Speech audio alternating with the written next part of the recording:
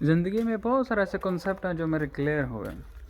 جب انسان teen age میں ہوتا ہے، ٹین ایج سے آگے بڑھتا ہے تو اس کی سوچ بہت مختلف ہوتی ہے، لیکن جب انسان ایسے ایسے بڑا ہونا شروع ہو جاتا ہے تو اسے پتہ چلتا ہے کہ بہت ساری چیزیں بہت مختلف ہیں. مثال کے طور پر سب سے پہلے جو چیز میں نے سیکھی، مطلب میں ایک بہت مذہبی آدمی تھا، مطلب الحمدللہ آج میں 5 وقت کی نماز پڑھتا ہوں. میں بچپن سے 5 وقت کی نماز پڑھتا ہوں، جس کا کریڈٹ ہمیشہ میں اپنے تایا جی کو، مولانا نواب صاحب کو دیتا ہوں، اور ہمیشہ دوں گا کہ میں 5 وقت کی نماز صرف ان کی وجہ سے، ان کی سختی کی وجہ سے ہوں. تو اب وہ فوجی ریٹائر آدمی تھے اور مسجد وہ سنبھالتے تھے.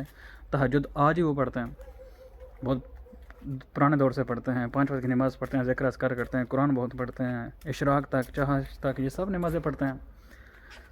اور وہ سب کو اس طرح کر بند کرنا چاہتے ہیں نماز پر کہ یار سارے اس طرح کر بند ہو جائے نماز پر.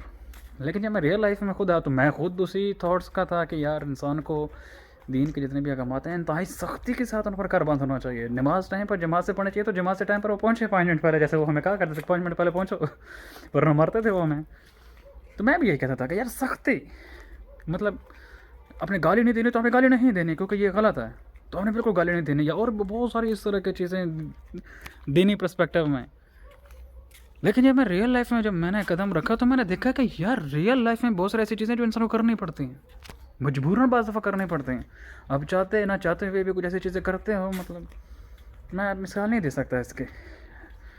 مطلب بعض دفعہ آپ نماز جماعت سے لیٹ ہوتے ہو، اب ہو گئے، بعض دفعہ آپ کی نماز نکل جائے گی، آپ کو اس کو قضا پڑھنا پڑے گا، یہ ہوگا.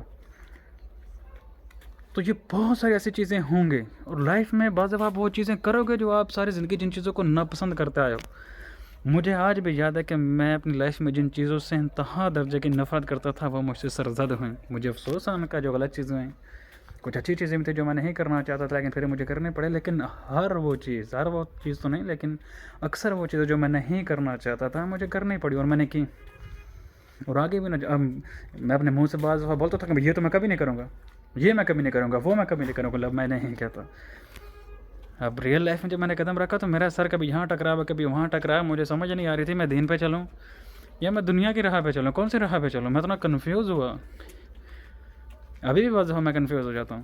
اوپر سے میں جب مذہب کے بارے میں پڑھتا تھا، پھر میں بہت سارے مولویوں کو سنتا تھا، چاہے وہ دیوبندیوں کا، بریلیوں کا، حدیث کا، کوئی بھی ہو، مجھے سارے ایک ہی جیسے لگتے ہیں، شیعوں کے ہوں.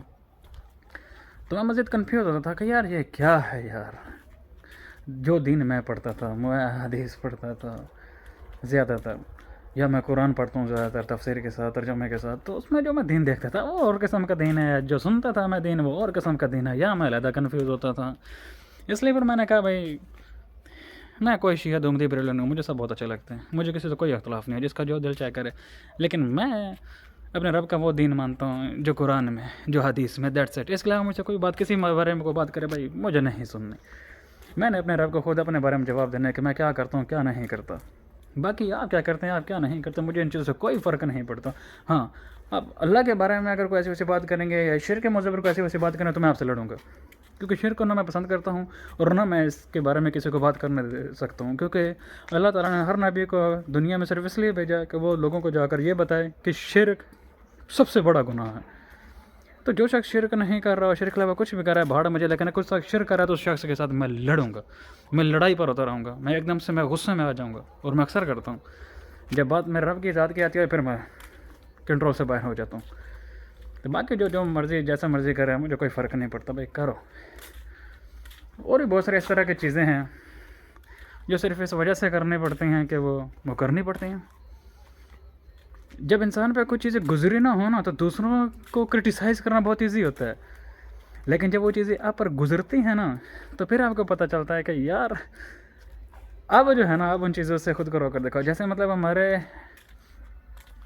ہم ہمیشہ خود کو مذہبی ٹھیکیدار سمجھتے ہیں اپنے گاؤں میں، خصوصاً سمجھتے ہیں، مانے نہ مانے سمجھتے ہیں. تو بہت سارے ایسے لوگ جو مطلب ہم سے اٹھتے بیٹھتے تھے اور ان کے تھاٹس ہم سے ملتے جلتے ہوتے تھے، تو وہ جب کوئی ایسے الٹی سیدھی چیزیں حرکتیں کرتے تھے نا اپنے فیملی کی وجہ سے کہ مطلب یہ ہماری فیملی ہے تو فیملی میں ہمارا یہ رواج ہیں تو وہ ہمیں اس لیے کرنی پڑتی ہیں، تو ہم ان کو چیختے چلاتے تھے پھر تم کس چیز کے مسلمان ہوئے، یا پھر تم کیسے کمزور قسم کے مسلمان ہوئے کہ تم امپلیمنٹ نہیں کرتے، تم ڈرتے ہو، یہ وہ آگے پیچھے.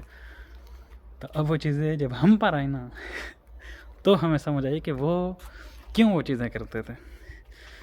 بعض چیزیں حکمت کی بنیاد پر بھی کی جاتی ہیں، بعض چیزیں سوچ سمجھ کے بھی یار یہ زیادہ غلط نہیں ہے تو اس وجہ سے کی جاتی ہیں کہ یار کو فتنہ نہ بڑھے. فتنہ بڑھانا ہو تو فتنہ بڑھانے میں کون سی دیر لگتی ہے. تو بعض چیزیں اس لیے بھی کی جاتی ہیں. تو ریئل لائف بھائی بہت مشکل ہے. ریئل لائف ہے اور باتیں ہیں. تو جب تک انسان پر خود پر بہت کچھ نہ گزرے تب تک انسان کو سمجھ نہیں آتی. That's it.